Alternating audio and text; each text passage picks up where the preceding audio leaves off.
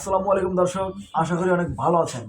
দর্শক, ভেনেজুয়েলার বিরোধী দলীয় নেতা ও গত বছর শান্তিতে নোবেল বিজয়ী মারিয়া করিনা মাচাদো বলেছেন তিনি বিশ্বাস করেন ডোনাল্ড ট্রাম্প শান্তিতে নোবেল পাওয়ার যোগ্য।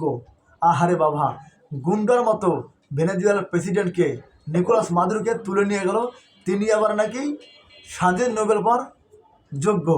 চিন্তা করেছেন দর্শক, একটা কথা লক্ষ্য রাখবেন, ওই দেশে তিনি আমেরিকার পাঁচাটা একজন নেত্রী। এরকম পাঁচাটা নেত্রী আমাদের দেশেও আছে, নেতা নেত্রীরাও আছে। যেমন দিল্লির কে কে চাটে না চাটে আমি বলতে চাই না, তবে আপনারা অবশ্যই খেয়াল করবেন ক্ষমতাধর দেশের নেতা নেত্রীদের সরকারের পাঁচাটে ছোট ছোট দেশের অনেক নেতা মন্ত্রী যায়। খেয়াল করবেন, ভালোভাবে দেখবেন, আমাদের দেশ কিন্তু তার ব্যতিক্রম নয়।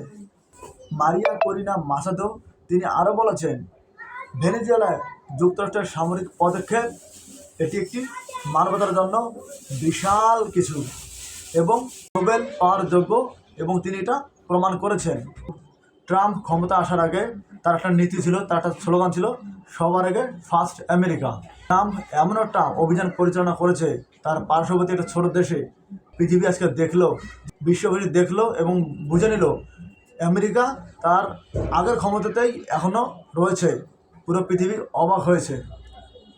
ট্রাম্প এই ভেনেজুয়েলাকে নিজের একটা অঙ্গরাজ্য বানাতে পারবেন, বিশেষ করে যুক্তরাষ্ট্রের অঙ্গরাজ্য হিসেবে পরিচালনা করতে পারবেন, যেমনটা ভারত আমাদের গত 16 বছর বাংলাদেশে করেছিল।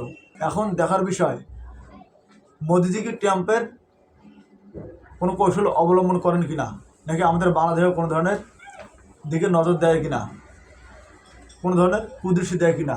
তবে ভালো থাকবেন, সুস্থ থাকবেন। আসসালামু আলাইকুম।